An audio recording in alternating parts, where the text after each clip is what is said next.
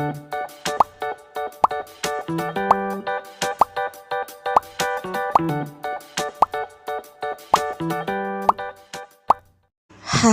Assalamualaikum. Selamat datang di Nawasana Channel.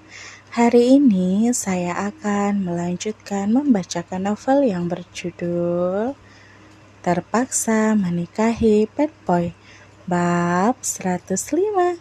Jangan lupa di like, komen, dan subscribe ya. Selamat menikmati. Beberapa hari kemudian, "Mama dengar kamu mau kesini sama Zah," tanya Irene dalam telepon. Dia terdengar senang, tak terkira saat mendengar kabar kalau Shanum dan Zahran akan liburan ke Aussie. "Iya mah, insya Allah kami akan berangkat besok," jawab Shanum yang sedang sibuk mengeluarkan beberapa pakaian dari lemari yang akan ia bawa selama liburan. "Wah, Mama senang banget dengernya. Mama akan siapkan kamar buat kalian. Kalian akan menginap di tempat Mama kan selama kalian di sini?" Sejenak Shanum diam. Sebenarnya Ilham sudah menyiapkan sebuah kamar hotel untuk Shanum dan Zahran selama ada di sana. "Shanum, iya mah, nanti kami akan nginap 1 atau 2 malam di tempat Mama," jawab Shanum walau tak yakin. "Ya udah, walau semalam 2 malam, Mama benar-benar senang dengan kedatangan kalian. Kira-kira kalian akan sampai jam berapa? Nanti infoin lagi ke Mama ya, biar Mama jemput kalian di bandara." "Oke, Mah." Obrolan berakhir dan selanjutnya Shanum berharap Zahran mau menginap di apartemen Irene untuk 1 atau 2 malam setidaknya. "Semoga deh Abang Zah mau nginep di tempat Mama Irene," harap Shanum lalu lanjut melipat pakaian-pakaian itu ke dalam kopernya. Hari ini rencananya Shanum juga akan pergi check up ke dokter. Dia sudah membuat janji dan berharap dia check up kali ini hasil USG sudah bisa memperlihatkan jenis kelamin si jabang bayi. "Oh iya, mau inget ya Bang kalau sore ini dijanji sama dokter Niar." Shanum kembali mengambil handphonenya dan mengirim pesan pada Zahran. Zahran sedang ada di luar kantor. Tepatnya sedang di base camp The Wolf. Zahran sedang mencoba menjelaskan apa yang terjadi pada Nares. Kebetulan saat ini semua anggota The Wolf sedang kumpul kecuali Gary yang sedang menikmati liburan honeymoon ke Bali. "Kenapa lo harus nolongin si keparat itu, Zah? Apa lo lupa? Dia juga yang udah bikin lo babak belur malam itu. Anak buahnya juga memang beberapa kali nyerang anggota kita tanpa alasan jelas. Emang mereka kan yang selalu memprovokasi," tuntut Juan.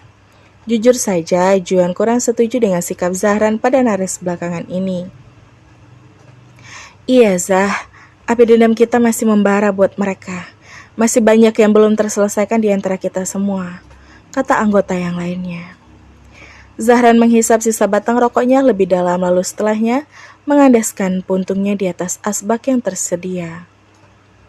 "Jujur, gue emang tiba-tiba kasihan pas lihat si Nares dikeroyok sore itu. Tadinya gue nyamperin orang-orang itu cuma mau tahu duduk perkaranya. Tapi amarah gue memuncak pas mereka mengolok-olok The Wolf. Mereka bilang kita geng motor onar. Geng tai. Gue terpancing lah. Makanya gue mengambil alih orang-orang itu," jelaskan Zahran. "Maksudnya, orang-orang yang ngeroyok si Nares juga ngatain The Wolf?" tanya Juan ikut terpancing. "Iya."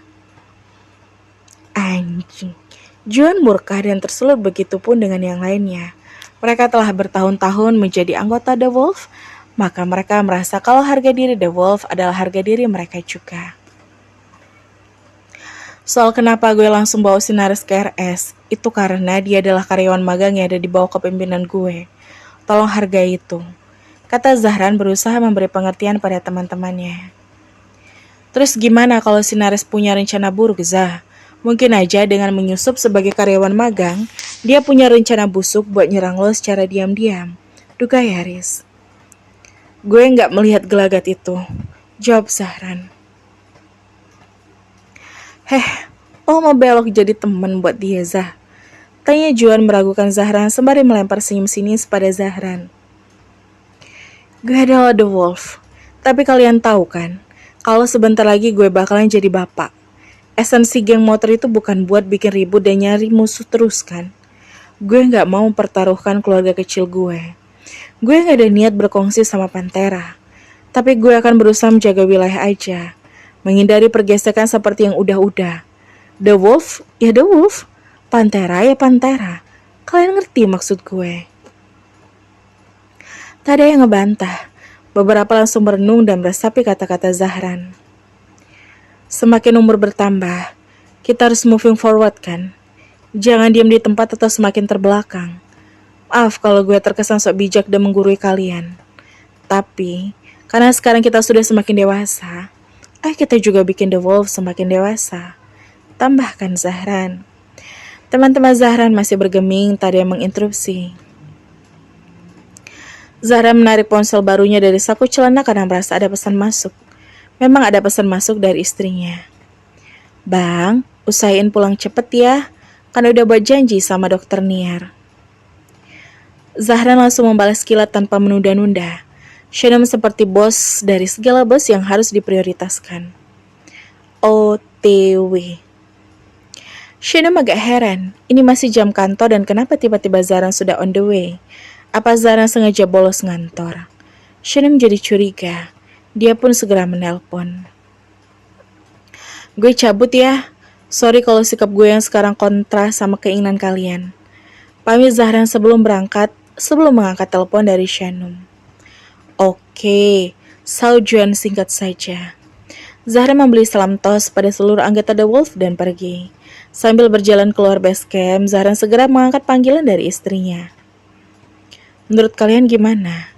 Tanya Riz pada Juan dan pada anggota Yali lainnya. Kita pantau aja gimana sikap si Nares. Kalau dia masih kurang ajar setelah diselamati sama Siza, kita lawan konsep baru Siza tadi. Sementara ini, selama mereka nggak ganggu, kita nggak usah ganggu mereka. Kata Juan yang juga merupakan pimpinan kedua di tubuh The Wolf. Oke, gue setuju. Sahut Haris. Yang lain hanya manggut-manggut walau masih tak yakin dengan pilihan Zahran saat ini.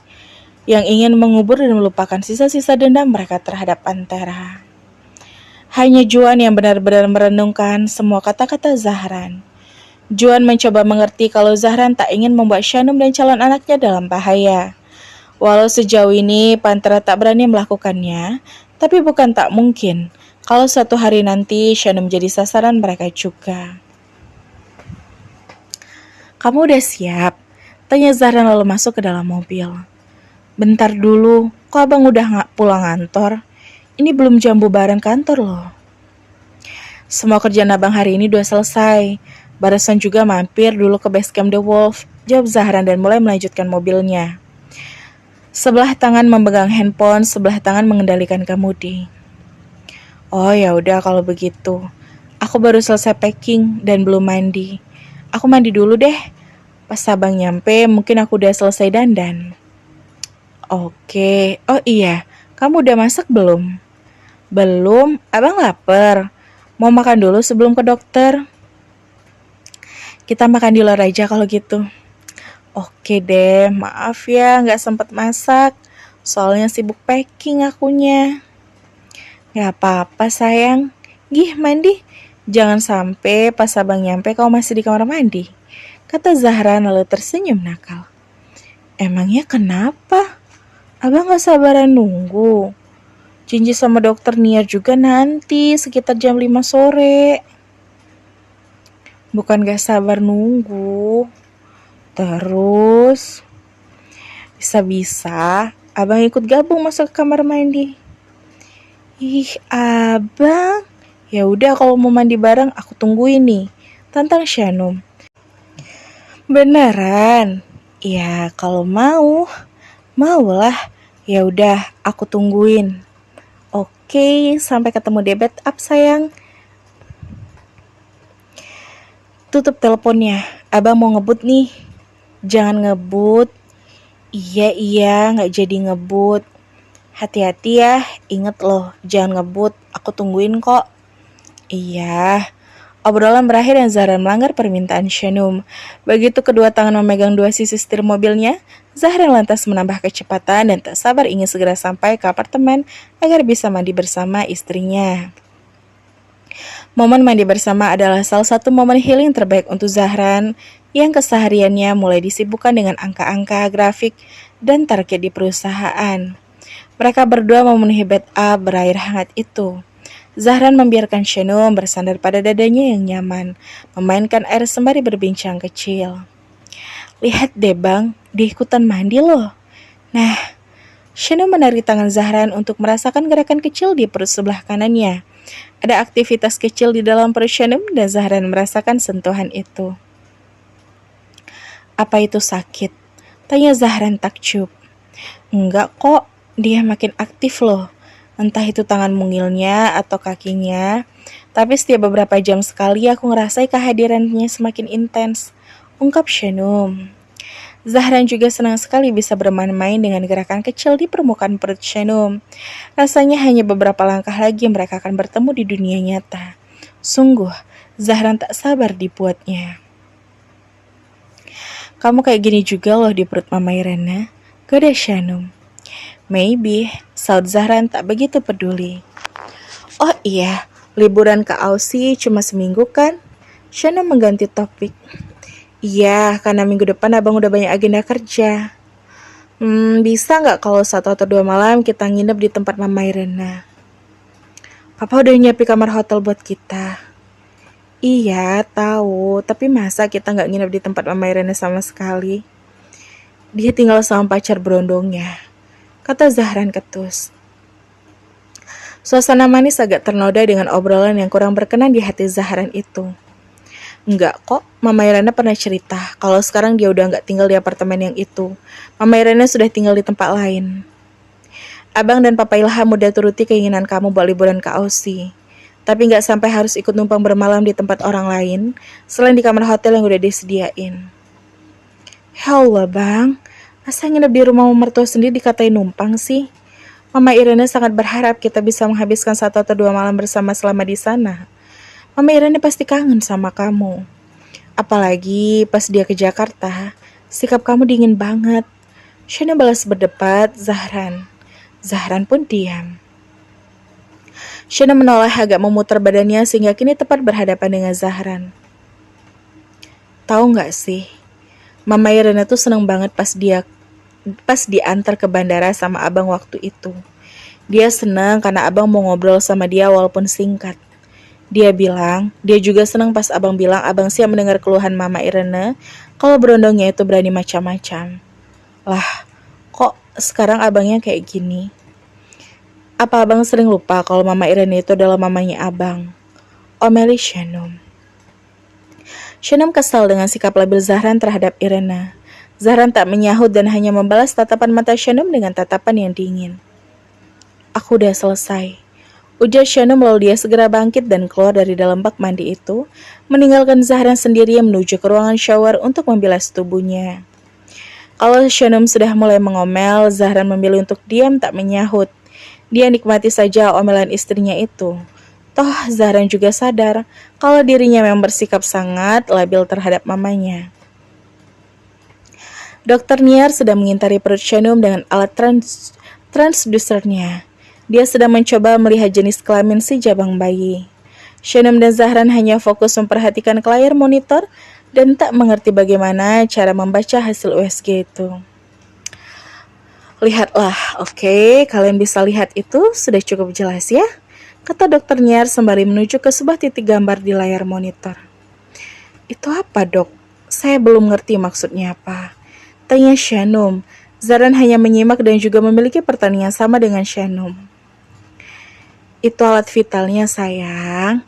Nah, calon anak kalian adalah laki-laki. Laki-laki? Shanum dan Zahran saling berpandang. Ternyata calon anak pertama mereka adalah anak laki-laki. Mereka bersyukur, baik itu laki-laki ataupun perempuan, Shanum dan Zahran tetap merasakan debaran yang hebat begitu mengetahui jenis kelamin calon anak mereka. Jagoan kecil, gumam Zahran merasa bersemangat. Personil baru di dalam pernikahan ternyata adalah seorang jagoan kecil. Alhamdulillah, Gumam Shanum langsung membayangkan anak kecil laki-laki akan segera meramaikan hidupnya sebentar lagi. Begitupun dengan Zahran. Perkembangannya sangat baik, memasuki hingga minggu kedua-dua. Hampir semua jaringan organnya sudah terbentuk. Minggu-minggu ke depan, kamu akan mulai semakin merasakan gerakan berupa tendangan dan sikutan mungil dari dalam perut.